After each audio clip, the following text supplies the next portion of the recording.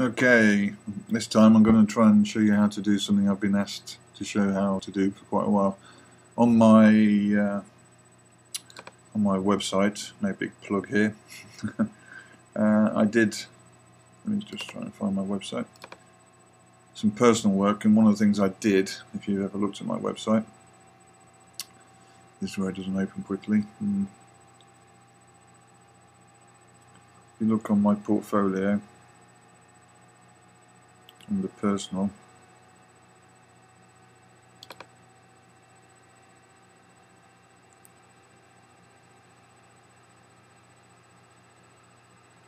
I think it's on the last page, there's a couple of images. There you go, it's Tetra Pak. Somebody's asked me show me how to do this because it was a photorealistic looking Tetra Pak, and they wanted to know how to compose it all and everything. It's quite actually it's quite simple, so I'm going to show you how to do this. I'm not going to use the same icon on the front though. I'm going to choose a different one, mainly because I don't have this available, so I'm just going to choose any design I can. Okay, close this. I've started and opened a new document, basically like this, and we need to put the window in for the on the layers for the actual picture. I'm going to take this from a drawing. Always good to sketch something out, get the perspective right and everything, and then use it as a tracing device. So on layer 1, I'm going to rename that. I'm going to call it image. Okay, I'm just going to go place. Luckily it's on my desktop, so I'm just going to quickly grab it from my desktop.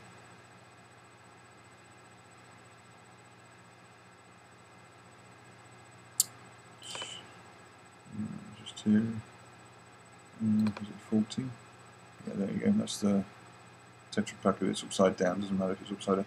I'm not going to link it. I'm going to unlink it. So basically it's there in my document constantly. Now I'm going to literally just rotate it around because obviously we want it from the new angle. Like so, and maybe I'm just gonna enlarge it slightly, like so. Now we don't need that anymore, so I'm just going to lock it. Okay, and above that I'm going to make a new layer, and I'm going to call this base white. This is going to be the basic color of the actual Tetra Pak. I'm going to now zoom in so you can see the whole structure of the Tetra Pak. Whilst I was scanning it, drawing it, you'll notice I give it some extra features like the little bends that you have on the cardboard at certain points, like there's a crease down here, bend here, okay, a little thickness to the rim and everything. And even down, no, I didn't do it down at the bottom, but this has a little square edge to the bottom as well. So I'm going to add all this, okay, just to give you an impression of how it works and everything. So all we need to do is start off with a white, okay. I'm going to start at the top here, and literally just slowly draw, considering all the aspects of the folds of the cardboard. Like so, down to there.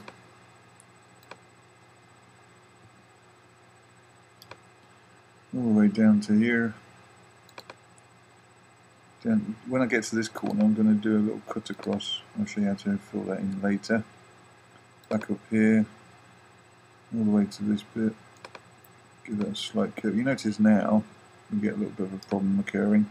You can't see the picture underneath, so literally all you need to do is hold down your command, click on the eye, and it makes it into an outline for you whilst you're just completing the aspects of the curve on the parts of the image you can't see when it's a whole non-outlined shape. Like so. So we're finished. Straighten that up a little bit. Like so. Put it back on. There we have a total white shape. Funny thing is, this is just something we're not going to use actually in the final piece, but I'm just drawing it to use it as a basis to show you where you should use all your vectors. I'm going to lock that again. Now I'm going to do another layer, call it gradient boxes, like so. And what I'm going to do is I'm going to hide that but in outline mode so I can see the actual dark lines, and maybe you'll see what I'm trying to get out of this now. Okay, what I'm going to do is just draw them out as separate blocks. So this one I'm going to draw, this one, and this one. All the extra details we'll add later. So there's 1, 2, 3, 4 blocks. Okay, I'm going to keep them white as well. Not a big problem with keeping them white, because we've got to apply a gradient later. So what I'm going to do is go to this top corner, find out where the corner element is of this point, like so. Obviously that created a little Bezier curve, we don't want that. So I'm going to zoom out again to this corner, all the way down. Remember we did this gap here. Okay, all I'm going to do is just do to the left side because it's the front edge we're doing. Back up to the top. Okay, all the way back to close the object up here, like so. Okay, that's one face done. Second face, we're going to go from here. Okay, I'm going to go from that point, go to there, all the way to the base, but on the opposite side, so you've got a little gap still to that corner. Okay, to there. Okay, now we'll do again. We're going to go from the inside of this, because we're going to add this bit later, this beveled bit. I'm going to do from there to that corner, to that bit, do the curve again, so up to the top, into the middle of that, like I just did before, all the way to there again, like so. That's the third one. Fourth one is up to there. I'll probably zoom in so I can see the can't actually, I'm going to have to hide the image, like so, and then down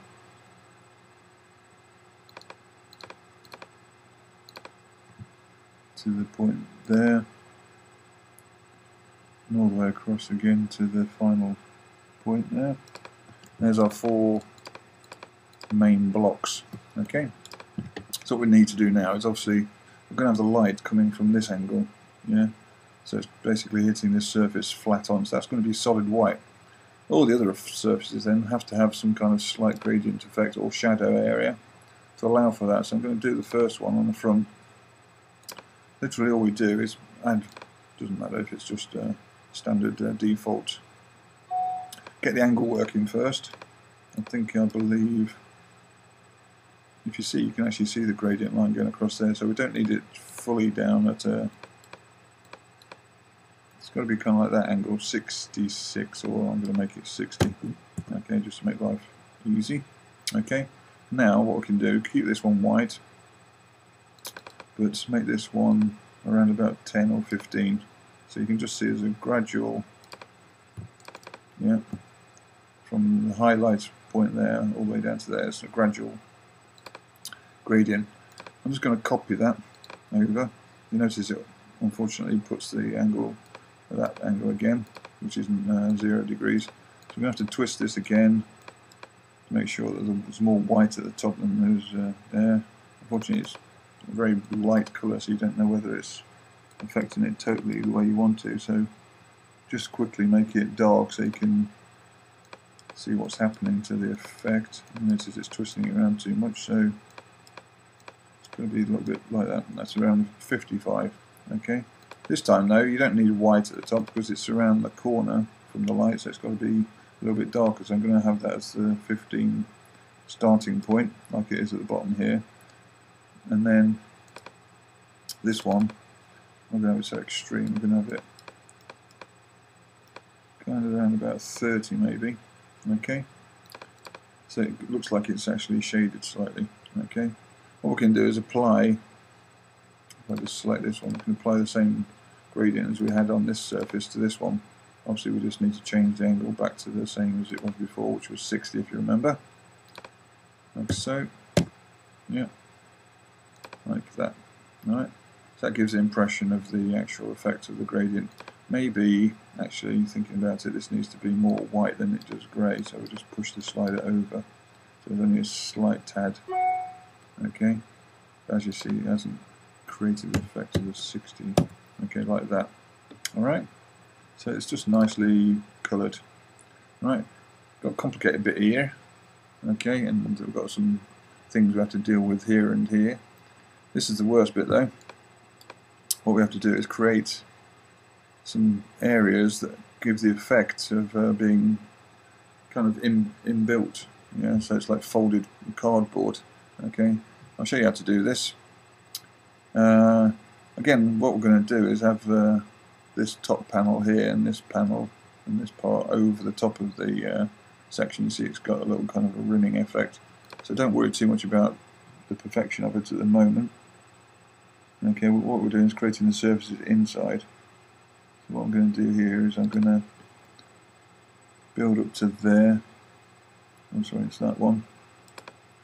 Come across to here, back to here, okay, and then from the top down to there, down to that corner,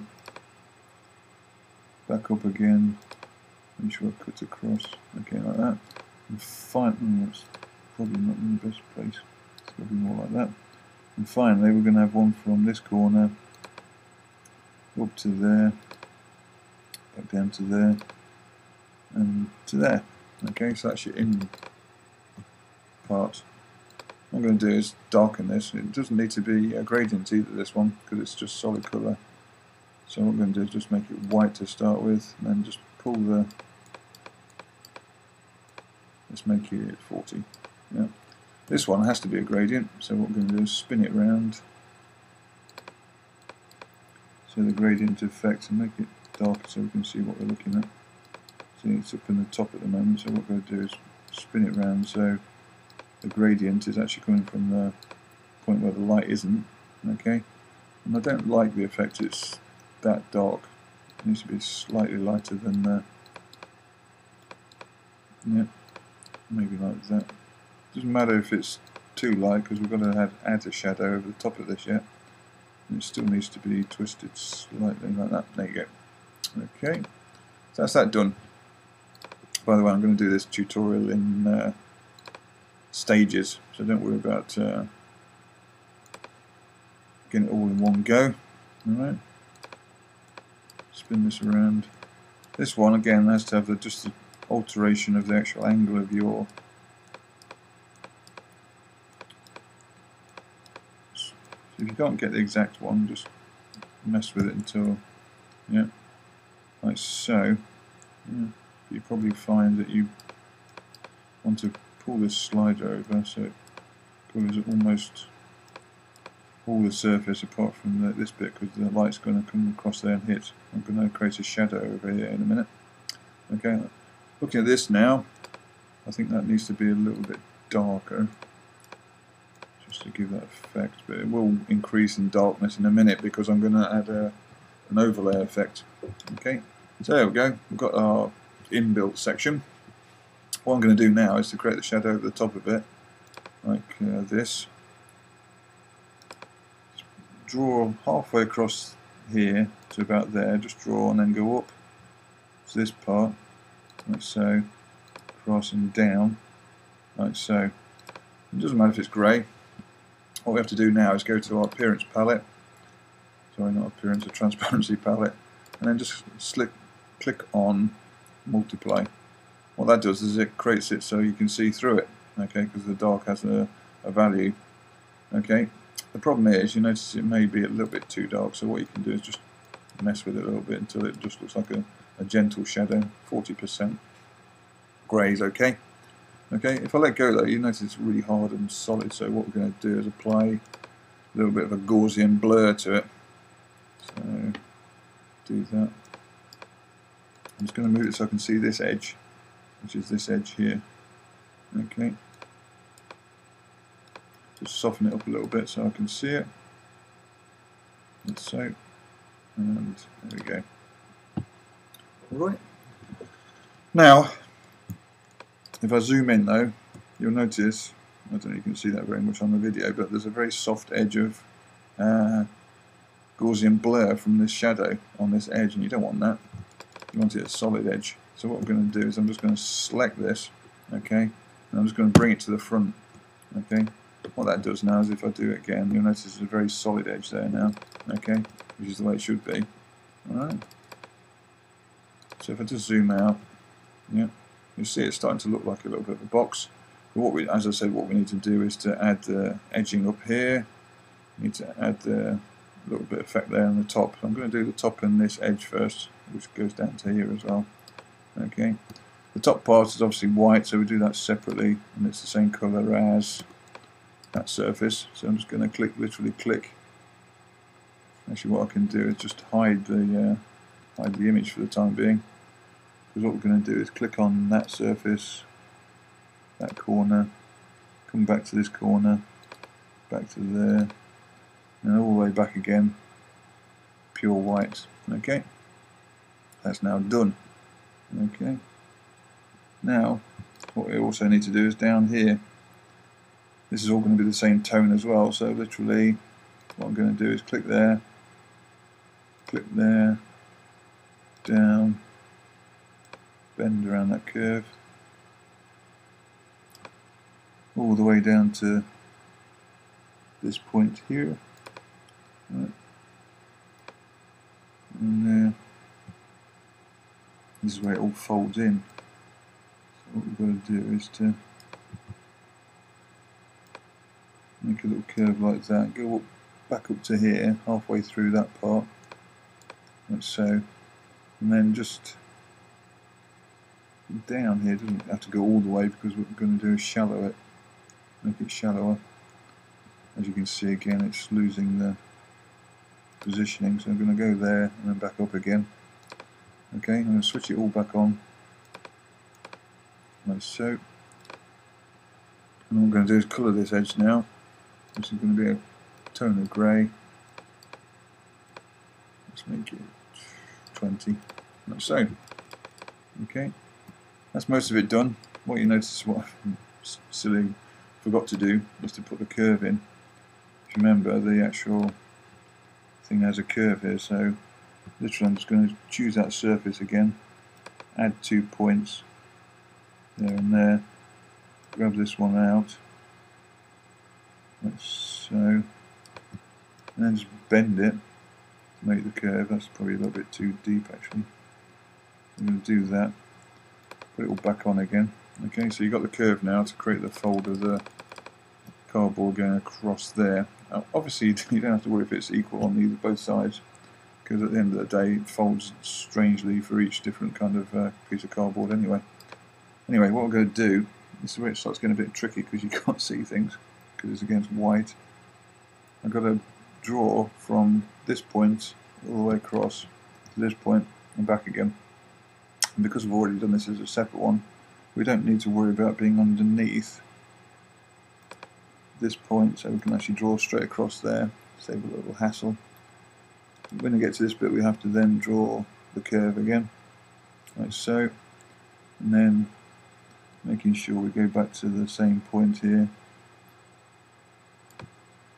like so. Do that. Okay, that has to be a gradient there. So what I'm going to do is select that gradient just for now. I'm going to put it underneath the thing we had before. Okay, I'm saying these things, I don't really understand how to do them, but I believe I mentioned them in some other videos. So if you want to make an object go underneath another object, you press Command back, left square bracket. Okay. Anyway, I'm going to darken this quite a lot so I can see what's happening. And then we've got to twist this so that the dark section is underneath. It can be a rather tricky thing to get right. Let's try this side. Because you know, it looks like you're going to get it and then it flips like that. So you notice it's got to be between... Ah, there it is. Got it. Okay, so it's 100 and 108. Okay, for me anyway. May depend on what kind of box you're doing. Okay, I'm just going to soften it again, make it about 45 this time, like so. Just zoom out. There we have the basic structure, get rid of the image, of the Tetra Pak. Obviously, when you're doing your composition, you don't want it against white because you lose the whole of this section. So what I'm going to do quickly is I'm going to add the necessary points to make a shadow here and a nice looking background so you can see the actual object in the back against the background. So what I'm going to do is just zoom out quickly. Get this. You notice the highlights. I mean, the gradient's already selected from the white box. Of course, you can have any colour gradient you want. You notice there, for instance, it's the wrong way around. So what I'm going to do is I'm going to put it at 0. It's not 0, so it's 90. Like so. So the gradient's at the top. Okay. You notice now what you get, yeah, is the fact that you can see the white edge, and this is already going grey, so you can see it slightly against the white anyway, okay, which makes it look a little bit more effective. Yep. Now, just to make it even more effective, we're going to have a drop shadow. I'm going to do that as, I'll just call that background, like so. Yeah, I'm going to do another layer above it. I'm going to call this shadows, like so. Again, I'm just going to choose a medium grey. That one, no, that's 70% K, black that is. Okay, from this corner, I'm going to draw from there at a slight off angle so I can actually see the shadow coming away from the box. Okay, draw up to about there, and then draw across, and then draw back to the bottom corner there, like so, and then connect them all up. Unfortunately, the only way you can connect them all up is to lock all the ones above it. Like so. Okay, that looks a bit too dark, so what I'm going to do is make it slightly lighter, like so. Yeah, we're going to put another one in a minute. I'll show you. It's 35, that is. Okay. So now, obviously, if I do that, it looks a bit awful because it's solid. Yeah, we don't want a solid one. We want a nice, smooth one, and it's got to be a gradient as well because it's darker here than it is there. So what we're going to do is change this to this gradient, spin it all the way around so we've got the shadow coming out of the base.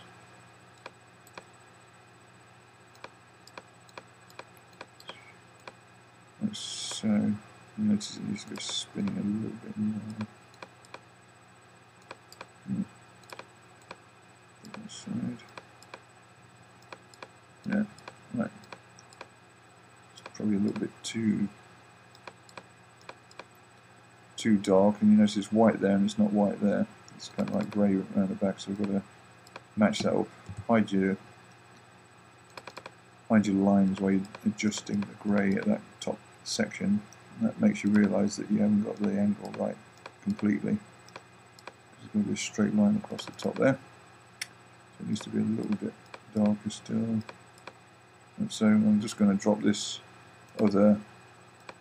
grey down a little bit because it's a little bit too dark. Like so.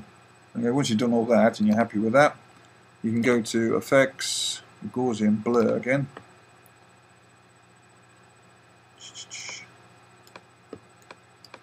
This time make it a lot stronger. Try and find the edge.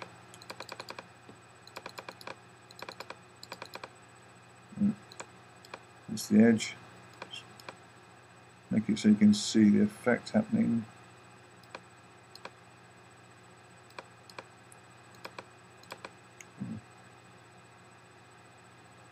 Oh, it's starting to come in. Yeah, that's about it. So it's 27 up now. So that's a bit too much. 18. Yeah, let's go for that.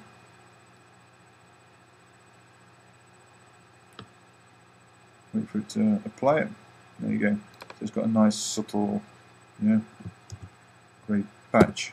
What we've got to do though is, when you have any object as a reflective or double lighting source, you probably have a second shadow area. So what we're going to do is create another one on top of this. Go from the same corner, like so. What I'm going to do though is create it as an arc. So I'm going to get to about here. You notice we've got a line this way.